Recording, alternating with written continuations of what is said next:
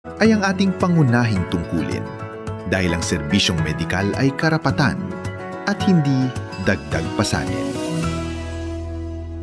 Delivery! Maria Jose! Is that box really mine? Surprise! Why are you inside the box? There's nothing I won't do for you. Just like Pag-ibig Fund Multi-Purpose Loan. The loan for your business, tuition, personal needs, and more. Borrow up to 90% of your savings. No processing fee and get fast approval. So you should... Apply now for the Pag-ibig Fund MPL via Virtual Pag-ibig! Pag-ibig Fund, solid kaban! Noon, pag may nagkasakit sa pamilya, agad may pangamba. Hindi lang dahil sa sakit, kung hindi dahil sa takot kung saan kukuha ng pampagamot. Mahal ang gamot. Nakita at naramdaman ito ni Pangulong Ferdinand Marcos Jr. Kaya iniutos niyang ilapit pa ang tulong pangkalusugan sa bawat Pilipino. Sa PhilHealth, ipinagkatiwala ang pagtutok para maging tunay na serbisyo ang kautusang ito. Kaya nagtungo ang Pangulo sa General Santos City para masigurong umaabot sa mga tao ang mga programa. Mr. President, pwede payakap. Tulad ng Yakap program para sa agaran at libreng check-up, screening, x-ray at lab tests. Mayroon ding programang gamot na nagbibigay ng hanggang 20,000 pesos na libreng maintenance medicines. Ang yakap, by the mere word, yakapin para mailayo sa sakit. Kinabit na rin namin yung availability ng gamot at saka ng basic lab. We're hoping bumaba rin yung ating kailangan ma-hospital. Ginagawa natin mga paraan, maagang nagpapatingin para hindi na uabot sa malubhang sakit. May dagdag suporta sa dialysis para sa tuloy-tuloy na gamutan ng mga tulad ni Leo na 3 beses isang linggo ang dialysis. May tulong din sa cancer treatment ang mga tulad naman ni Maribeth para hindi maputol ang laban dahil lang sa gastos.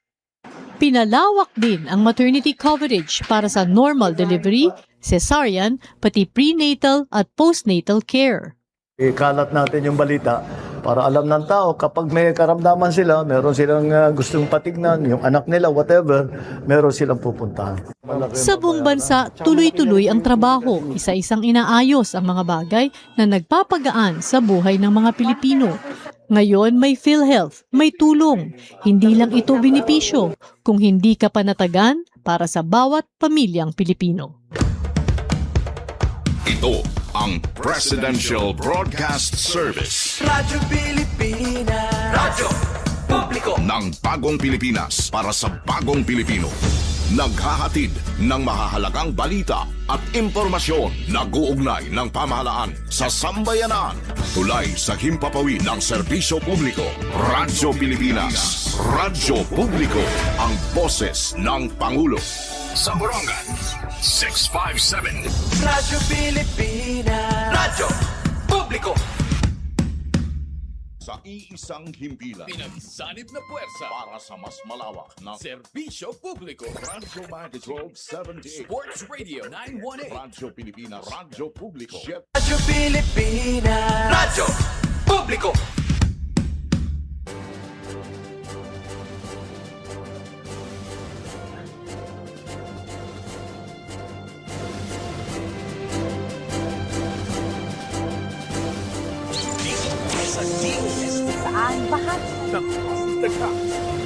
Ang USTV sa radyo.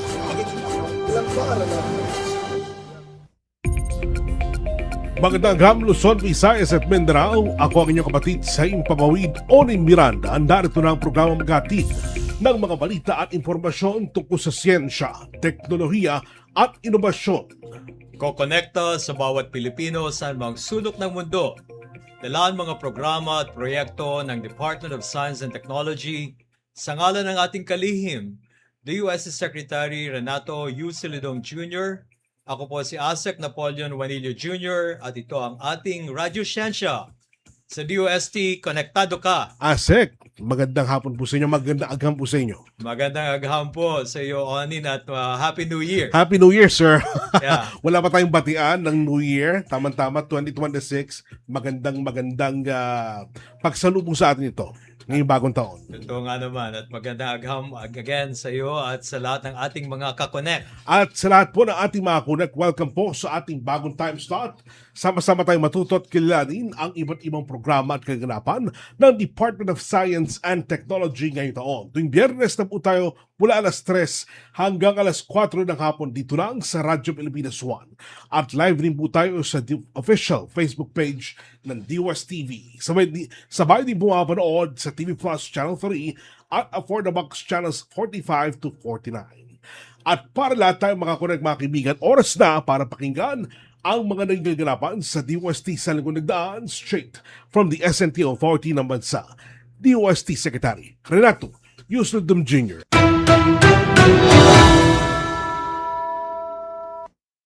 Magandang araw Pilipinas. Ito po si Secretary Renato Yusnudum Jr., kalihim ng Department of Science and Technology at opisyal naming sinisimulan ang 2026 sa pamamagitan ng mga makabuluhang gawain na tagumpay ng DOST nitong buwan ng Enero.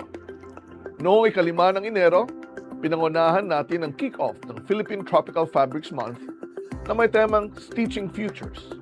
Ipinapakita ng selebrasyong ito kung paano nagiging susi ang sustainability, innovation at inclusive growth sa pagbuo ng isang matatag at globally competitive na textile at garment sector. Isang industriyang nagbibigay kabuhayan at nagdadala ng pagmamalaki sa gawang Pilipino.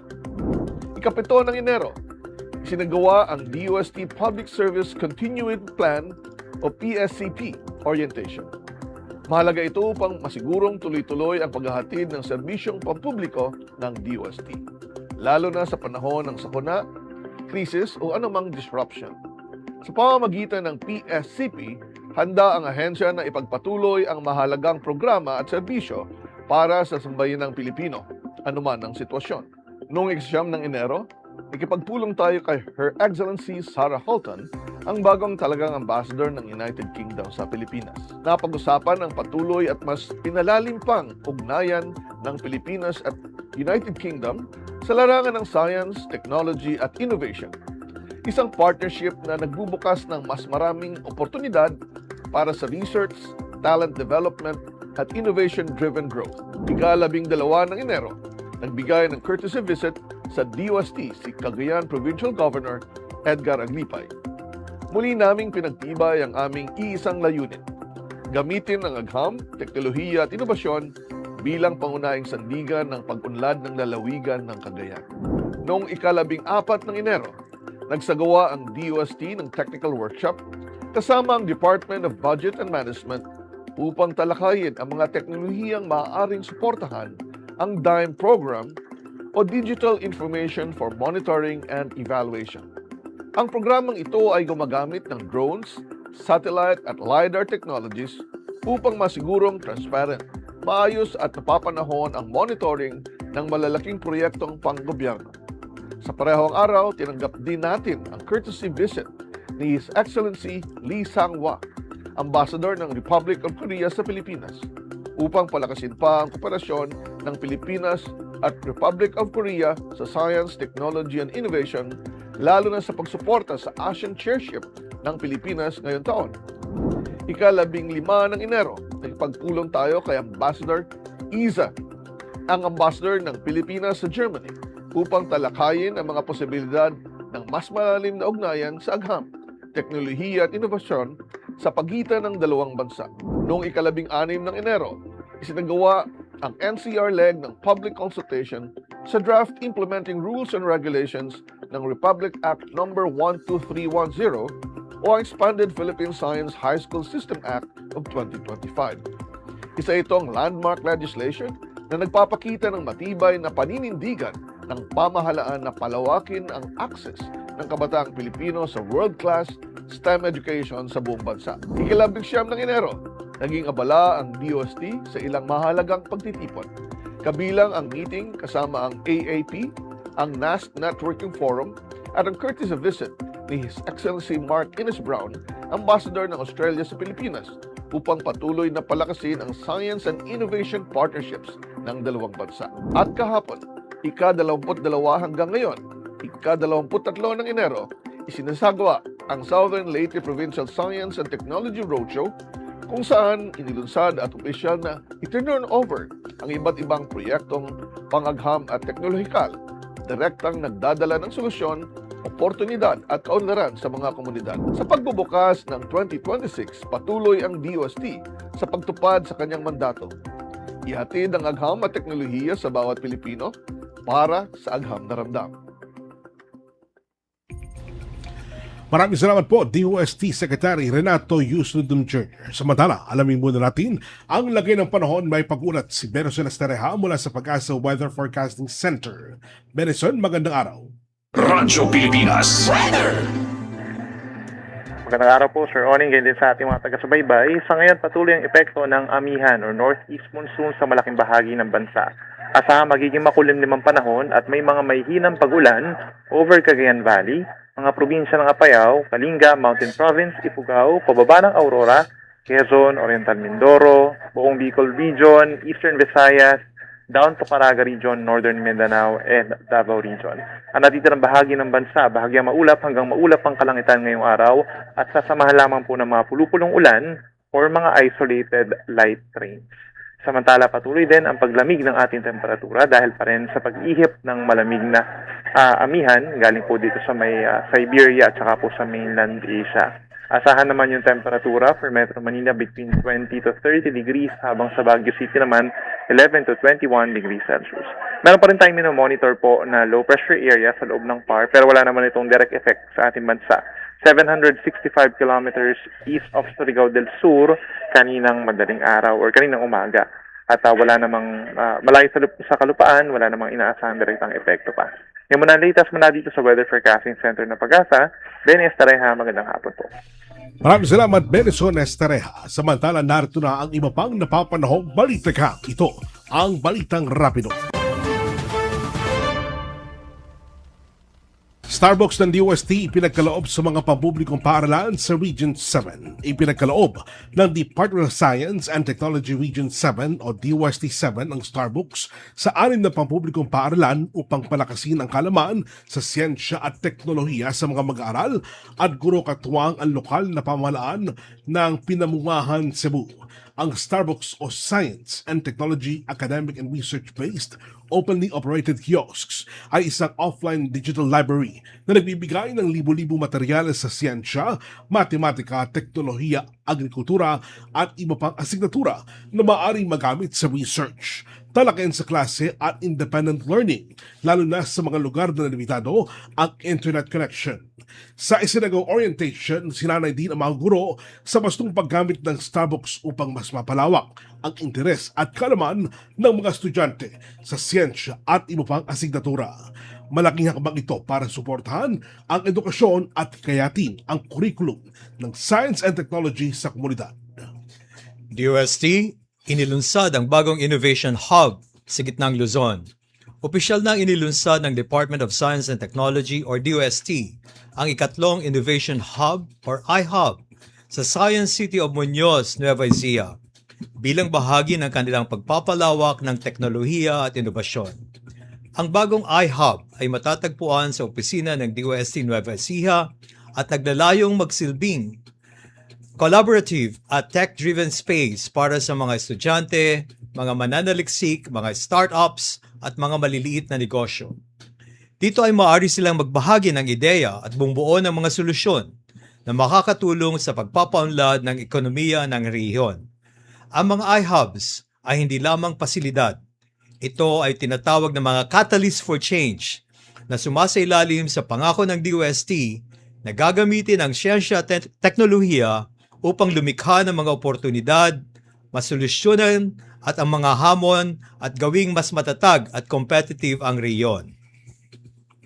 Sa iba pang balita, DOST, SEI at PLM nagkaisang palakasin ang serbisyo para sa mga scholar. Pinalakas po ng Department of Science and Technology, Science Education Institute o DOST-SEI at ng pamantasan ng lungsod ng Maynila ang kanilang pagkakaisa matapos nagdaan ng kasunduan na layong pagbuti ng serbisyong ibinigay sa mga DOST scholars sa universidad. Sa ilalim ng kasunduan, magtatalaga ng scholarship coordinator sa PLM upang upang mangasiwa sa academic and administrative needs ng mga eskola at magsilbing pangunahing ugnayan sa DOST-SEI. Ang hakbang na ito'y bahagi ng advokasya ng DOST-SEI na mas mailapit ang epektibong serbisyo sa mga mag-aaral sa ilan ng programang One DOST for You. Mga kakonek, manatili tayong nakatutok at makisa sa amin. Maaari kayong mag-comment ng inyong mga katanungan para sa ating makakasama ngayong araw at aming sasagutin live on air. Kaya naman magkomento lang sa ating mga live na matatagpuan sa RP1 at DOST official Facebook pages. Mga kunek, alamin pa natin ang iba pang mahalagang bagay na nadudulot sa atin ng Philippine Tropical Fabric. Kaya naman sa ating pagbabalik, makakapanim natin ang isa sa mga owner ng kilalang clothing brand sa ating bansa na beneficiary po ng DOST. Tutok lang, magbabalik agad ang Radyo Siyensya sa DOST. Konektado ka. Mga kakunek, sama-sama tayo muling matuto at alamin ang mga programang gamit ang agham, teknolohiya at inovasyon, mga proyektong hatid ng Department of Science and Technology para sa ating mga Pilipino. Tutok lang sa bago nating oras, Radyo Siyensya, Year 3, tuwing Biyernes, alas 3 hanggang alas 4 ng hapon, live sa Radyo Pilipinas 1. Magandang araw, si Dingdong po ito. Tagbagyo na naman, kaya tara samahan niyo akong i-remind ang mga kababayan nating magsasaka at mangingisda. Say AHA. A for ani. Hanggat maaari, anihin na natin ang mga pananim para hindi tumasayang sakaling bahain ang inyong taniman. Next, H. Hayop. Ilikas natin sa mataas na lugar ang mga alagang hayop tulad ng baboy, kambing, baka at iba pa. Huwag rin kalimutan ang pets natin, ha? At A for alon. Paalalahanan ang mga kapamilya nating mangingisda na huwag na munang pumalaot. Say it with me. AHA. Para safe ang lahat sa panahon ng sakuna. #panatag ang mayala. Maging panatag Pilipinas. Radyo Siyensya sa DOST. Konektado ka dito sa Radyo Pilipinas. Nagbabalik po ang Radyo Siyensya. Alamin natin ang iba pang magandang dulot ng Philippine Tropical Fabric sa ating mga Pilipino. Kaya ngayong araw, kilalanin natin ang isa pa sa mga project beneficiary ng DOST PTRI at kung paano nga ba nakatulong ang ahensya sa kanilang negosyo. Para pag-usapan ang isa sa mga kilalang fashion brand sa ating bansa, nakatuwang natin sa pagpapatibay ng advokasiyang makilala pa ang mga habing Pinoy. Makakasama naman natin si Mrs. Ana R. Lagon, ang Co-Chief Executive Officer ng fashion brand na Bio. Magandang araw po, ma'am. Magandang agham po, ma'am. Magandang agham na hapon, Asek at Sir Onin. Miss Ana, para po sa dagdag kaalaman ng ating mga tagapakinig, maaari niyo bang lawakan ang aming kaalaman kung ano nga ba ang Bio? Ang Bio po ay isang Filipino and proud na fashion brand na sinimulan noong 1992. So medyo mahaba-haba ng panahon. Matagal na panahon. Opo, pero noong 2014 nagkaroon ng pagpalit ng management at ownership at kami na po yung sumunod at naipasa sa amin ang legacy ng Filipino brand na ito. At ngayon po ay continuously tuloy-tuloy po ang aming pagpapaunlad na talagang yakapin ang pagiging Filipino and proud na fashion brand. Naku, tama-tama po yan, ma'am. Marami tayong mga kilalang mga iba't ibang mga tao na nagtutungo sa inyong mga paninda, sa inyong mga tindahan at talagang tinatangkilik ang kanilang ang inyong produkto.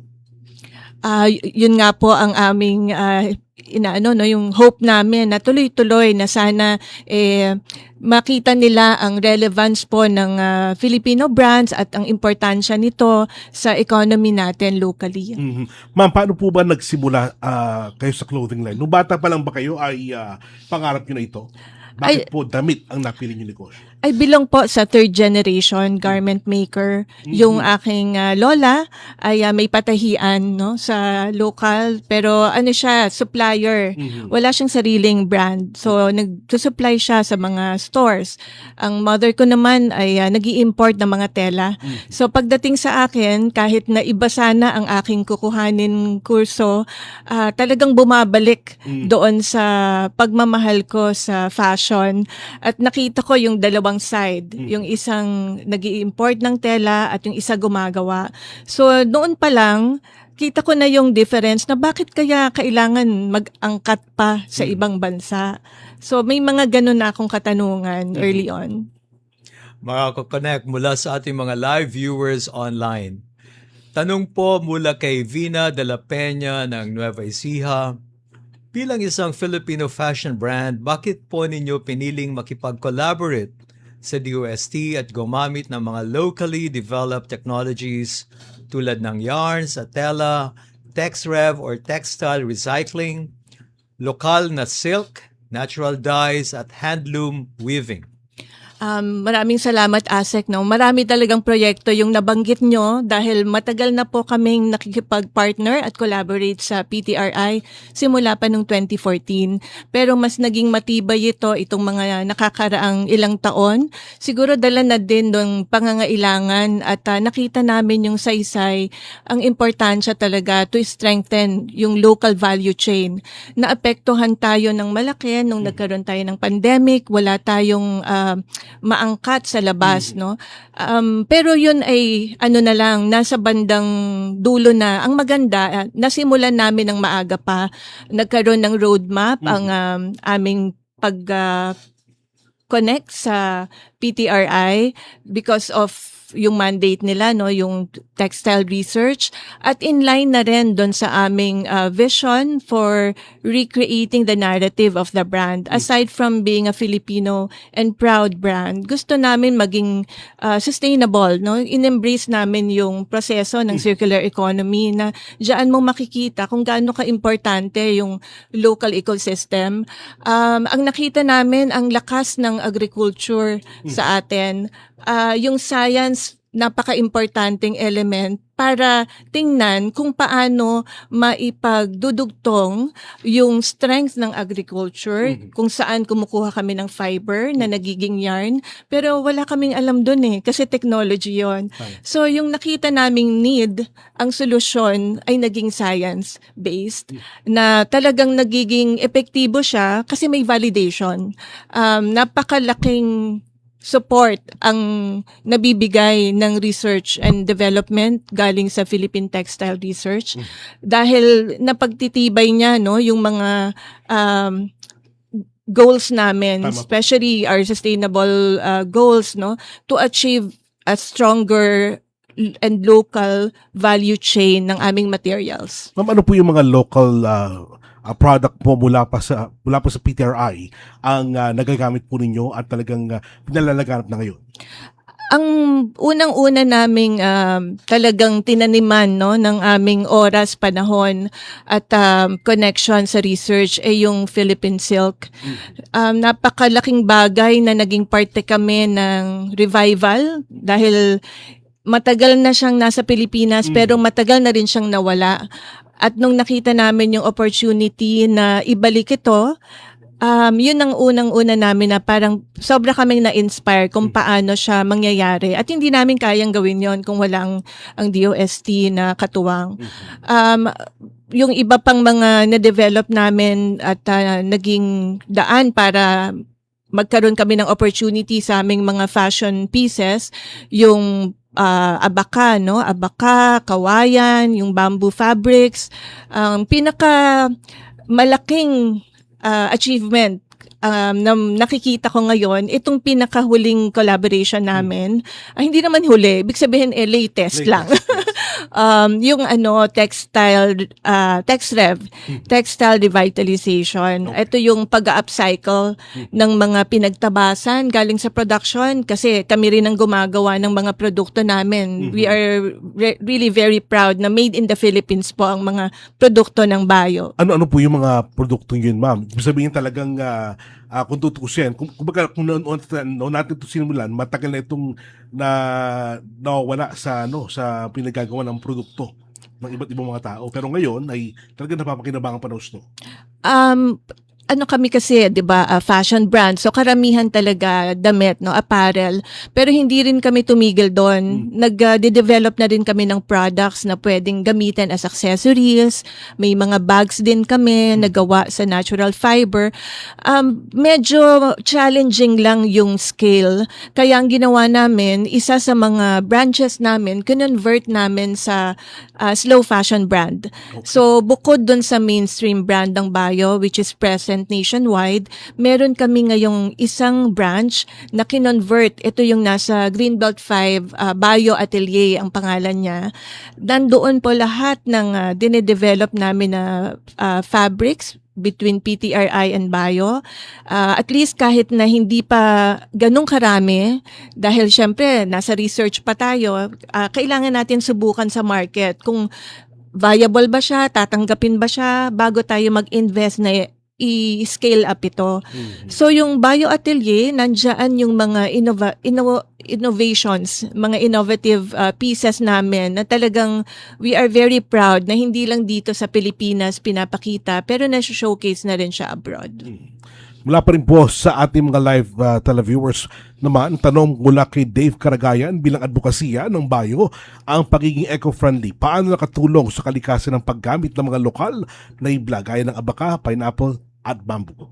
Natural fibers, ibig sabihin, sa kalikasan natin, kung ibabalik mo ito, kasi minsan, most of the time actually, marami siyang pinagtabasan o yung luma mong damit, saan mo na siya ilalagay. So pag tinapon mo yan, nandun ang balik eh. Pero kung natural fiber siya, hindi siya makaka-affect sa kalikasan. Ang pinakamalaking epekto kasi yung tinatawag nating synthetic na mga fibers na pag binalik mo sa kalikasan, pwede siyang mag-produce at mag-emit ng yung tinatawag na greenhouse gas emission.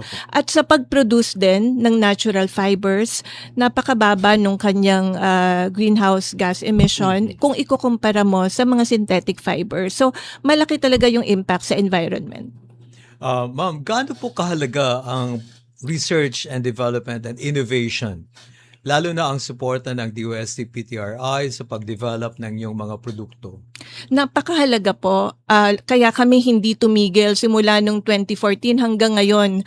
Lahat ng iniisip pa lang namin, nire-refer na namin ito sa DOST, sa PTRI, kasi yung paglawak ng vision mo, hindi mo siya mararating kung ikaw lang. Maliit lang po yung company namin. We're a private sector company, pero marami kaming ambisyon, pero hindi namin siya magawa kung kami lang. Malaking bagay na meron tayong agency na willing to support itong aming mga inaambisyon tungkol sa industry. Kasi hindi lang naman Bio ang makikinabang dito. It's an industry-wide benefit na magbibigay ng pagpapalakas ng negosyo na related sa mga fabrics. Hindi lang damit, marami ding uses ang tela. Alright, ma'am. Mainit sa Pilipinas, alam po natin yan. Mula po sa pananaw ng siyensya, bakit mas presko at mas maganda sa balat ang telang gawa ng DOST kaysa sa mga imported na fast fashion brands? Siguro wag na lang nating tawaging wag na lang natin siya ikumpara sa imported o sa kasi syempre ang ating economy ay nagwe-welcome naman sa lahat, we do not discriminate yung mga basta sa atin palakasin yung local. Yung mga foreign brands, we need them also to challenge us. So we welcome that. Pero ang maipagyayabang naman natin ay ang natural fibers, malamig talaga sa katawan. Kasi walang plastic. Yung synthetic kasi, hinaharangan niya yung hangin. Kasi wala siyang open na pag titingnan mo yung kanyang structure, siguro pinakasimpleng explanation, pag plastic, walang pores. Yes, ma'am. Pero ang natural fiber, meron siyang mga in-between pores, no? Hindi ko alam kung tama yung pagkaka-explain ko, but the way I experience the fabrics firsthand, yun yung nakikita naming difference. And we have that opportunity na i-strengthen yan dahil sa labas, no, yung mga sabihin mo ng mga global at malalaking brands, kailangan nila marami eh. So yung sa dami na yon, may hirapan sila pag natural fibers. Ngayon, strength natin yan na meron tayo right in our own backyard. So sana nga magpatuloy pa na palakasin ito. Tama po yan. Alam ko nasagot nyo na to kahit papaano, pero bakit ho ba mahalaga sa isang negosyo ngayon ang pagiging sustainable at locally rooted? Ang pagiging sustainable kasi, napakabigat na salita, ano? Hindi pa rin namin matatawag na 100% sustainable kami. Pero ito ay isang goal ng kada negosyo. Sa tingin ko, hindi lang siya importante, but it's needed in urgency. Kumbaga, ang tawag nga natin, it's an imperative, no, in our business, because to be sustainable is to be kind to our environment, to be kind to the people that work around our business, and eventually, it will profit the bottom line. So, talagang masarap siyang gawin, maganda siyang gawin, mabuti sa tao, mabuti sa kapwa, mabuti sa kalikasan. So, as a business, I think there are a lot of values, no, that we can really appreciate if we go the sustainable route. Maraming salamat po, Miss Ana. Baka may gusto po kayo ibatiin at ibayag.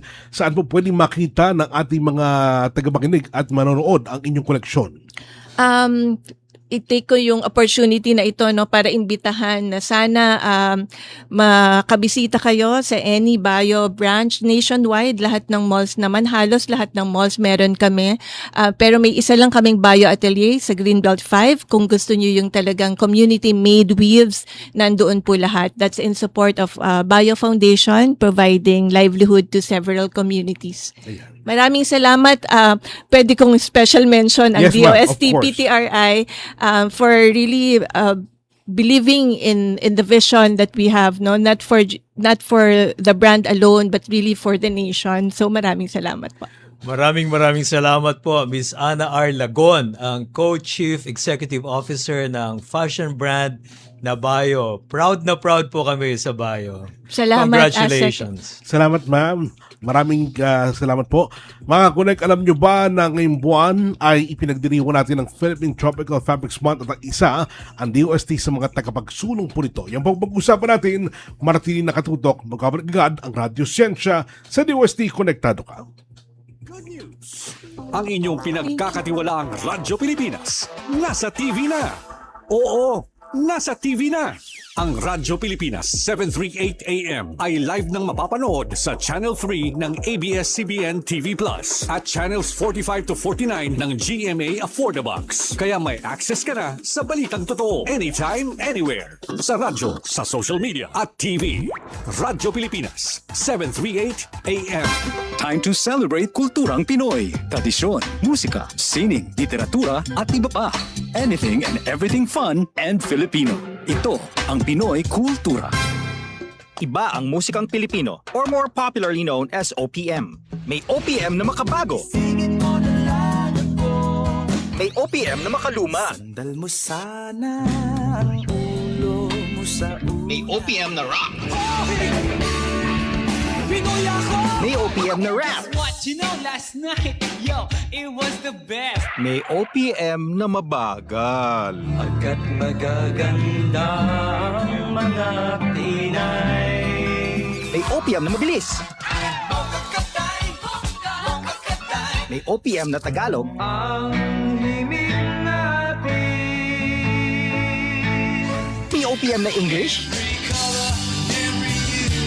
Bahagi ng ating kultura, noon, ngayon at magpakailanman. Anumang OPM ang hanap mo, isa lang ang masasabi ko.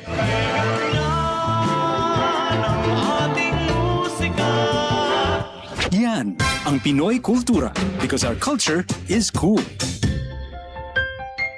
Discover, learn, and grow. Alamin ang mga alok na serbisyo mula sa gobyerno. Radyo Siyensya. Dito sa Radyo Pilipinas. Nagbabalik po ang Radyo Siyensya. Ito na ang ating kwentong SNT. Ngayong araw, pag-uusapan natin ang isang proyekto ng DOST na layunin pagtibayin pa ang pagkapahalaga at pagkilala sa ating mga hawing tela sa ating bansa. Tama yan, Onin. At bukod dyan, alam nyo bang mayroon ding mga batas na kailangan sundin pagdating sa paggawa ng mga ito? Upang talakayin ang ibang mga detalye nito, makakasama natin ang Director ng Department of Science and Technology, Philippine Textile Research Institute or DOST-PTRI. Ang kagalang-galang at idol ko na si Dr. Julius Leaño Jr., batikang chemist. Magandang agham, Director Julius. Magandang hapon, Asek. Magandang hapon, Onin. At magandang hapon po sa lahat ng mga tagapakinig at sa mga sumusubaybay sa ating programa. Dr. Julius, para po sa kaalaman ng ating mga tagapakinig, ano ba po ang DOST-PTRI at ano ang mandato nito? Ang PTRI po ay isang malapit na maging senior citizen na ahensya sapagkat we are 59 years old. Isang taon na lang, may kakaroon na kami ng discount. But anyway, we are the only mandated agency po na nangangalaga sa industriya ng tela sa Pilipinas. At kami rin po ay isang research and development agency na nakatouch po sa Department of Science and Technology.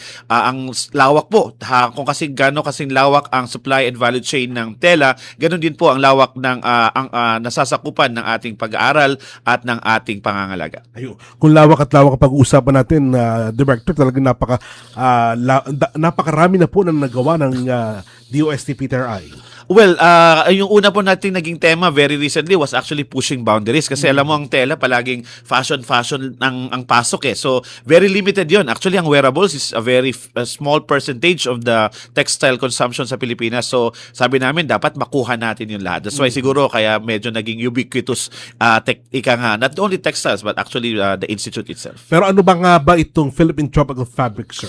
Ang PTF po, isa po ito sa mga naging programa ng PTR. Medyo matagal na, 1970s pa nung nasimulan ang pag-aaral nito. But this is that was actually used as a way to revive the industry in the late 90s. Nagkaroon po ng idea kung paano tayo makakatalyze yun. And the way was actually to mandate Philippine Tropical Fabrics. Yun po yung mga tela na may at least 5% content na natural textile fibers na maging uniforme ng mga empleyado at mga opisyalis ng gobyerno. So, PTF technically is defined by law.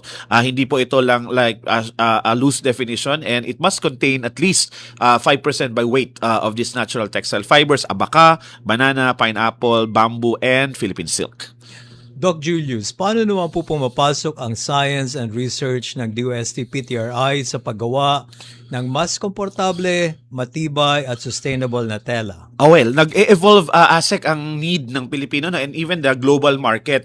At nakita natin na talagang kung ano yung meron pala tayo, yun pala yung direksyon nung shift nung pangangailangan ng mundo tungkol sa tela at sa sinusuot. And I'm referring exactly to sustainable textiles. So, ang pag-aaral natin, nakita natin paano ba pwedeng pagsamahin yung napakatigas na abaka or napakatigas na kawayan at maging sinulid, which is a very pliant material. Ibig sabihin, kaya mo siyang i-weave. So, that is actually where the science is. That is where maybe about 80% of our intellectual properties are. Paano mo i-convert itong mga materials ito para ma-spin mo together with cotton or maybe other textile materials at maging sinulid. And this is actually the center, or maybe we could call it the epicenter of knowledge generation. And from there, lumalawak na yan, nagiging tela, naging nonwovens, nagiging damit, naging sapatos, and of course, as I said, the rest is history. Meron tayong mga kabataang nakasama sa pagbisita noong ginawa niyo po yung exhibition. Somewhere in, saan nga ba yun, sir? Dito sa may... sa Intramuros area. Intramuros area, sir. Marami talagang bumilib doon sa kawayan, damit na gawa sa kawayan. Talagang napalambot daw po ang kawayan at hindi inakala na magiging tela. Well, actually, ang kawayan, makikita mo nga rin daw yata yan sa malls eh. But this is a very different kawayan kasi itong kawayan na to, dinidissolve nila yon and then they regenerate it. So medyo ibang proseso. But ito, kaya nating sabihin na under the microscope, at least makikita mo, kawayan na fiber pa rin yun. And that is actually one of our newest and albeit the easiest Siguro, dahil siguro sa experience namin sa Abaca at sa Kapinya, pinakamabilis na na-develop among the newest fibers that we have. Parang mga 3 years lang ang gestation period nun. And yes, that's why we have the bamboo textiles, yun yung Kawayarn, which we actually have conducted and implemented together with the DOST agencies as well. Ayan, sir. Ano-ano po yung mga programa ng DOST PTRI ang diretsyon tumutulong sa mga negosyong gumagamit po ng PTF? Well, sa pag PTF po in particular, yung technology, yung mismong technology po na ma-convert yung fiber. So, dinudugtong niya yung ating mga farmers who are actually in the ground dun sa production na medyo malakihan. Kasi ang pinag-usapan pag PTF, hindi na po ito yung hobby na handloom. We are looking at the industrial mills already. So, pinagdudugtong mo para magumalaw yung raw materials mula sa Catanduanes, mula sa Bicol, sa Caraga, even the Eastern Visayas, at maging kasama siya dun sa value chain. Yun po yung unang pasok. This is actually deployed and we have a lot of hubs strategically located din across the Philippines. Meron sa Ilocos, sa Miagao, sa Ilagan, Isabela. Very soon, ASEC sa Kabacan, North Cotabato will be the 4th. And the 5th will be in Rizal, kadugtong ng TexRev ng Bayo at na yung ating effort na masolusyonan yung waste doon. And we are very lucky this year, meron pang isa, maybe in the Negros Island. So, dumadami yung hubs that enables us to get raw materials, channel it to the supply chain. Talagang wow. And Dr. Julius, wow na wow. Kung titingnan natin, Dr. Julius, ang buong value chain, mula hibla hanggang damit, paano ito nagiging source ng trabaho at kabuhayan? Well, alam niyo po, ang textiles in general, even the garments industry, has always been a launchpad of any industrial revolution. Actually, that was one of the launchpads of the first industrial revolution. And who would imagine na even rebounding economies use textiles and garments as a rebound strategy? Actually, ASEC, yun yung aking capstone sa DAP, which is actually enabling the textile supply chain because it's one for 3 very, very important reasons. Number 1, employment. Maraming ma-empleo mula sa raw material hanggang sa dulo, hanggang maging garments yan, hanggang ma-recycle. Pangalawa, foreign direct investments. Kasi lumalabas yung materials. As Bayo has mentioned, wala na ngayong border ang merkado. Ang local, international market, iisa na yan. Very porous na eh. So we can see our materials moving from the Philippines even abroad. So that's also a source of dollars. And of course, the last one is the textile industry, ASEC, has an opportunity to do incremental innovation. So every single step, like gagawa ko sinulid, there can be innovations there. Gagawa ko ng fabric mismo, may innovations din doon. And because of that, concerted yung nagiging innovation strategy. Hindi siya yung kailangan sa simula lang or sa dulo lang or holistic. Every single step, meron siyang incremental innovation opportunity. That's why it's really positioned to hopefully really realize the need to create jobs, sustainable jobs at that, while we are creating and developing sustainable materials and fabrics as well. Ayun, sir. Nakita po natin yung paglulunsad ng mga bamboo textile fiber innovation hubs at yung regional yarn production centers. Yes. Paano binabago ng mga pasilidad dito ang buhay ng mga komunidad sa probinsya na dati natin nagbebenta lamang ng mga hilaw na materials? Oo nga, pag hilaw kasi raw material, ang baba ng presyo. Ang kawayan parang 5 pesos, if not 10 pesos, hanggang 20 pesos per kilo. Ano yung isang buong pole? So anong silbi nun? Panusok ng fishball, ng barbecue. Very low value. But when you convert them into fibers, umaakyat yan hanggang 450 pesos per kilo. So, of course, I'm not saying na as if wala kang ininvest, no? But meron. But, these are opportunities. Ang palagi namin sinasabi, you have to tie or you have to localize material transformation in the ground. Kasi yung value transformation also happens there. Ibig sabihin, mas marami ang pwedeng makinabang. This is exactly what happened in Agusan, Buena Vista, Agusan del Norte, where the secretary also was there. Would you imagine, kaka-place lang nila, umabot na yata sila ASEC ng almost 1 million peso na PO ng bamboo textile fiber. And we just launched it about mid-year, last year. So, kita mo na mabilis eh. And I think these are also part of that, how do you call this? Paano ba ang politically correct term? These are rebel returnees. Itong communities na to. So, it's one way as well to provide opportunities for them na you don't have to, you don't have to bear arms. I mean, to make things change. So, parang may mga ganun po. And this is not isolated to Agusan. It's happening in almost all the hubs across the Philippines. Tama po. Nako, Dr. Julius, big time itong ating live viewer online. Kasi galing kay Vera Wang. Hindi. So, joke lang. Tanong mula kay Wang de Vera. Okay. Imagine sana si Vera Wang na talaga, no? Ng Makati City. Ang tanong po niya ay, Director Julius, Para sa mga ordinaryong Pilipino na gustong sumuporta sa industriya, ano ang dapat hanapin kapag bibili ng authentic na Philippine tropical fabrics?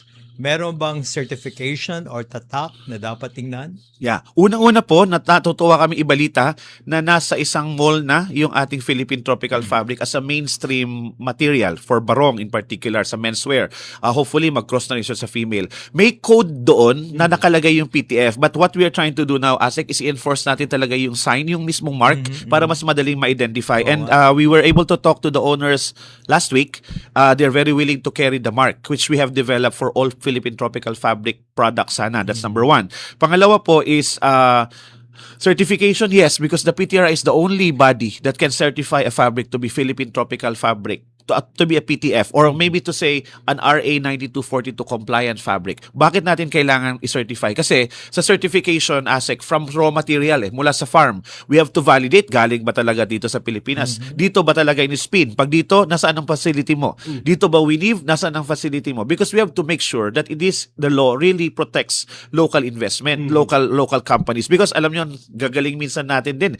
Minsan, merong nangyayaring, may front ka, pero galing sa ibang bansa yung sinulin mo. So this is not a good way to do it. And we have been very strict about it. Fortunately, medyo malayo-layo pa. Pero kami optimistic, ASEC, based on our certification, parang sa government employees na uniform, 2% na ang compliance, so 98% na lang. But this is a good way to go. You know, I'm very optimistic. Okay yan. Okay yan. Because 6 months ago, it was 1%. Yeah. So, tingin ko meron. But, you know, that's how we protect the industry. It has to be really locally made, and that's exactly what the law was made for, to really protect local industries. Very good, sir. So, pagdiriwang po natin ng PTF month, ano po yung mga pangunahing milestone na nais makamit po ng DOST PTRI ngayong taon para matulungan yung ating mga lokal na mga habit magsasaka? Nako, we are really seeing a very nice sunrise in the horizon, ika nga. Kasi di ba, yung metaphor nga namin, palagi sunset industry nga daw on textiles. But yeah, the sun is still in the horizon, but it's a sunrise. This year, we are hopeful that there will be something disruptive aside from what government can actually already provide as far as spinning is concerned. And hopefully, dire-diretso na po yan. And in the Philippine Tropical Fabric Month celebration, we hope to bring stakeholders together, usap-usap, kasi that's where we actually get them together. Business, the academe, industry, even the private sector, para pag-usapan ang trajectory ng Philippine textiles. Hindi lang po yan PTRI or DOST. It has to be one whole of government, a whole of society approach, and that will culminate at the Philippine International Convention Center. It is towards the end of the month. Director Julius, sabi nila sa likod ng bawat yarda ng tela ay may magsasaka at may manghahabi. Maaari ba kayong magbahagi ng isang kwento ng tagumpay kung paano nagbago ang buhay ng isang komunidad dahil sa mga inobasyong ito?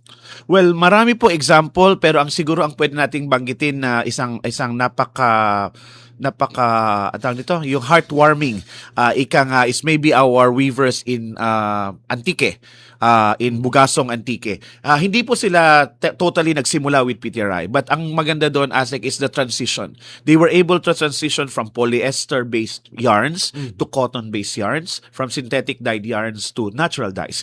And nung una, takot kami doon sa business model na yun kasi we are always taught na dapat ang gawin is ibaba mo yung presyo. But apparently for Philippine textiles, the more mo itataas, the better. So what happened, to cut the long story short, they were able to relaunch Patanjong being woven in Antique as natural dyed based and of course as cotton based. And you would see prices doubling. Nag-double yung presyo. And they are selling. Ngayon, nakilala na sila for all of these muted but very regal colors from natural dyes. And they are commanding the price. Hindi sila yung tinitipid. Sila yung nagsasabi ng presyo and they can move the price. So ibig sabihin, it's a very good way to demonstrate na ang labanan minsan hindi lang sa pababaan ng presyo. And as parang ng sinabi ng ating mga weavers, wala po kami doon sa parte na yan because hindi namin pwedeng patawaran yung kultura that went into it.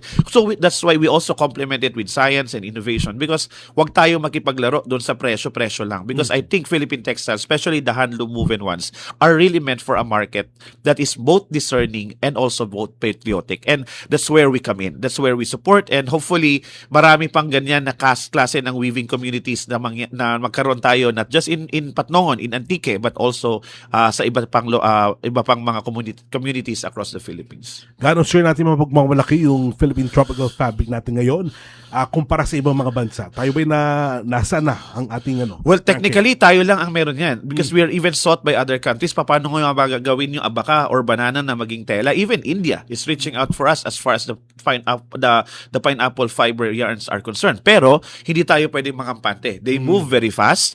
That's why that's also the source of urgency and to some extent anxiety sa amin kasi kailangan mabilis.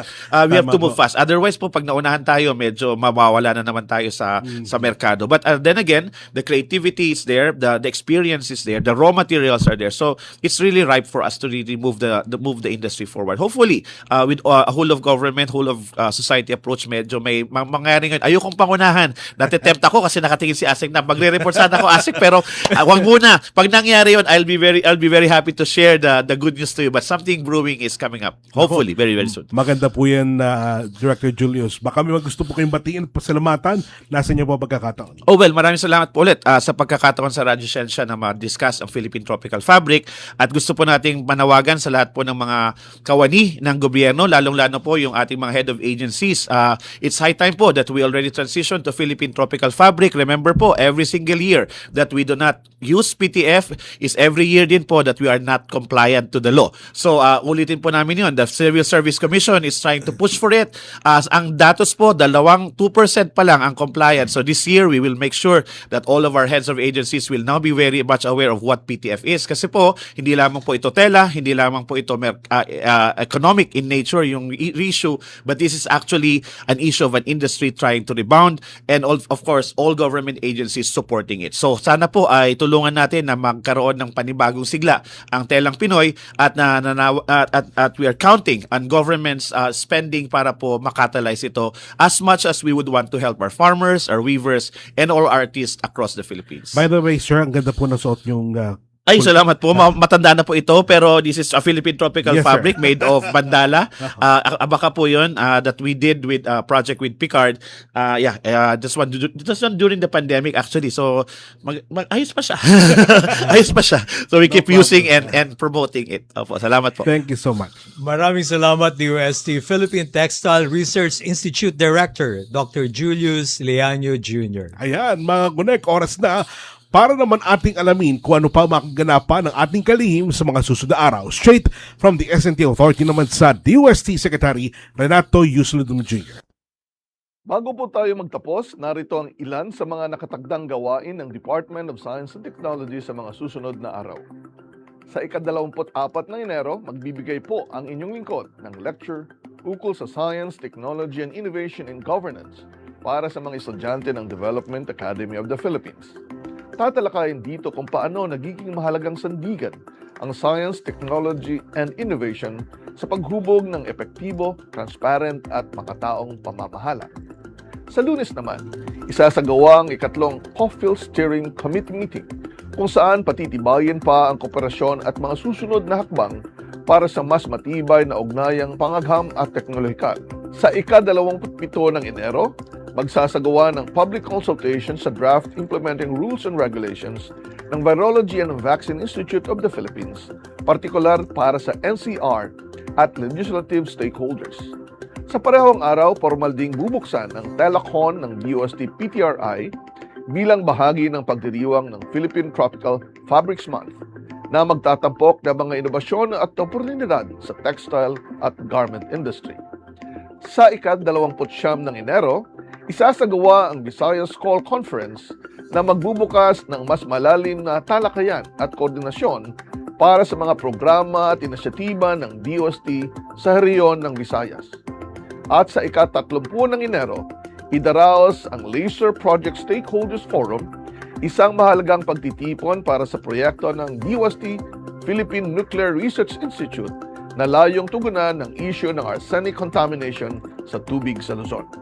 Tatalakayin dito ang paggamit ng makabagong nuclear techniques sa pagbuo ng portable arsenic testing kits para sa environmental monitoring, isang hakbang na magpapahusay sa kalidad ng tubig, kaligtasan ng komunidad at kakayahan ng maliliit na negosyo sa risk assessment.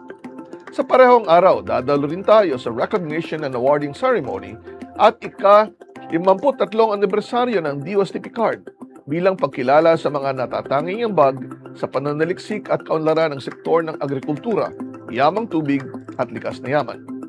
Samahan po ninyo ulit kami sa susunod na Biyernes. Ako po si Secretary Renato Yusolidum Jr. at ito ang Radyo Siyensya. Maraming salamat po, Secretary ASEC. Maraming pong bagay na tatrabahuin pa rin po ang DOST. Tama po ba? At talagang... Sobrang dami. At isa dyan Pero ang DOST exciting Peter na. I. Yes, sir. Maraming salamat po, Secretary. Mga kakunag, yan po ang naging kabuuan ng ating programa. Muli niyo po kami samahan sa susunod na Biyernes, alas 3 hanggang alas 4 ng hapon dito sa Radyo Pilipinas. Sabay di mapapanood sa TV Plus Channel 3 at For the Box Channel 45 to 49. Muli, ako inyong kapatid sa Impapawid, Oning Miranda. At mula sa Department of Science and Technology para sa Agham na Ramdam at sa ngalan ni DOST Secretary Dr. Renato Yusolidum Jr., ako po si ASEC Napoleon Juanillo Jr., patuloy na maghahatid ng kaalaman at serbisyo para sa bawat Pilipino. Ito ang Radyo Siyensya sa DOST. Konektado ka. One DOST for you, solutions and opportunities for all.